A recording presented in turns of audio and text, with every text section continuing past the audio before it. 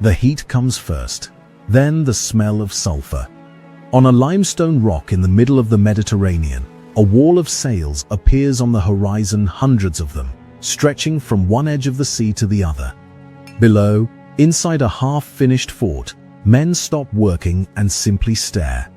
They are counting ships they cannot finish counting. Somewhere in the harbor, a bell begins to ring. It will not stop for 4 months. Nobody on that rock knows if they will be alive by nightfall. Nobody knows if the fort beneath their feet will still exist in a week. And nobody yet knows the name of the old man who is about to make a decision that will decide the fate of Christian Europe. That man is not on the walls yet. Not this moment. First, you need to understand what he is about to lose. The island is Malta. The year is 1565. And the fleet on the horizon belongs to the most powerful empire on earth. For over 2 centuries, the Ottoman Empire had been expanding. Without real interruption, Constantinople had fallen to them. Rhodes had fallen to them. Hungary was bleeding under their pressure, and their navy dominated the Mediterranean almost unchallenged. Sultan Suleiman the Magnificent, in the final great campaign of his reign, had one target left that offended him personally. 35 years earlier, he had let a small order of Christian warrior monks, the Knights of St. John, evacuate Rhodes after a brutal siege, sparing their lives on the condition they leave his empire in peace. They didn't. The knights resettled on Malta and turned their fleet into a weapon, raiding Ottoman shipping lanes, striking Muslim pilgrim and merchant vessels bound for Mecca, and becoming, in Suleiman's eyes, an unfinished piece of business. He decided to finish it. The fleet that appeared off Malta in May 1565 carried somewhere between 30 and 48,000 fighting men. Historians still argue over the exact figure, because Ottoman records and Christian accounts don't fully agree. What isn't disputed is the imbalance. Waiting for them on the island were fewer than 9,000 defenders, knights, Spanish and Italian soldiers, and Maltese farmers who had never fired a weapon at another human being in their lives. The Ottomans expected this to take 3 weeks. They brought engineers. They brought elite Janissary infantry, the empire's most feared soldiers. They brought one of the greatest naval commanders alive, Turgut Reis, known to Christian Europe as Dragut, a corsair so effective that his name alone had emptied coastal villages for 30 years. This wasn't a raiding party. This was an invasion built to erase a problem permanently. And for a moment, it looked like it would work exactly as planned. The first target was a small, star-shaped fort guarding the entrance to Malta's Grand Harbour Fort St. Elmo. It was undermanned, poorly supplied, and, by any rational military calculation, expected to fall in a matter of days. It held for nearly a month. Inside those walls, knights who knew rescue was unlikely kept fighting anyway. Waves of Janissaries broke against the fort's shattered ramparts, retreated, and came again. Ottoman engineers dragged siege cannon within point-blank range and simply erased sections of wall. Still the garrison held, sending wounded men back into the fighting line because there was no one left to replace them. It should have ended in a week. It didn't. And the cost of that delay became personal for the attackers. During the bombardment, Dragut, the legendary corsair, the man Suleiman had specifically wanted at this siege, was struck by rock fragments thrown up by his own artillery. He died days later, one of the most feared commanders in the Mediterranean, killed not in a duel of ships, but by debris from a wall he was trying to destroy. When St. Elmo finally fell in late June, barely a handful of its defenders were still alive.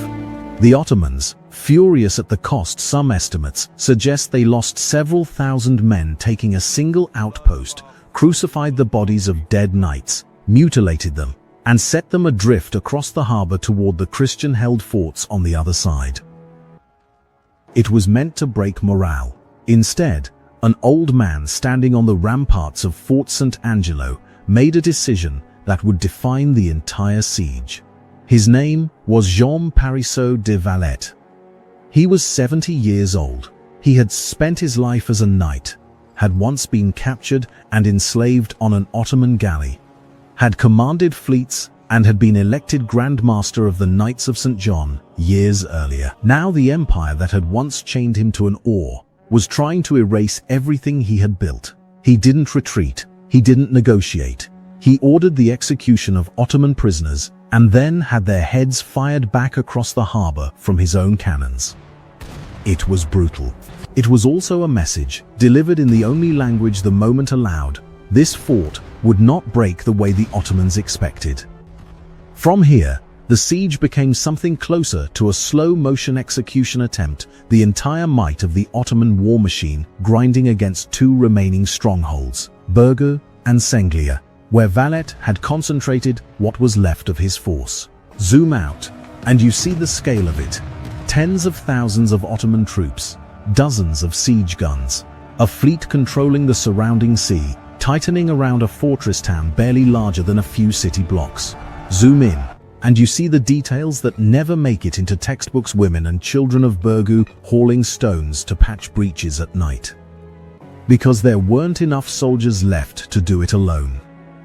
A chain and floating boom stretched across the harbor mouth, built to stop Ottoman ships from landing troops directly beneath the walls. Knights, many of them from noble families across Europe, standing shoulder to shoulder with Maltese fishermen who had picked up a sword for the first time in their lives and would not put it down again until the siege ended. The Ottomans launched assault after assault through July and August. Mines were dug beneath the walls and detonated. Breaches were opened, stormed, and closed again with rubble and bodies. Valette himself, an old man who had every reason to direct the defense from safety, was wounded fighting on the walls and refused to leave the line. Why did the defenders hold when every rational calculation said they shouldn't? Because retreat meant something worse than death. If Malta fell, there was no fallback position. The Ottoman fleet would have an open forward base in the central Mediterranean, within striking distance of Sicily, and from Sicily, the Italian mainland itself. Valette wasn't only defending a rock, he was defending the last real obstacle between the Ottoman navy and the soft underbelly of Christian Europe. The Ottomans understood this too. Their commanders, Mustafa Pasha on land and Piali Pasha at sea, were not fools. They had taken fortress after fortress across two continents. Their plan was sound. Overwhelming numbers, superior artillery, elite infantry, and a siege calendar that should have ended in early summer.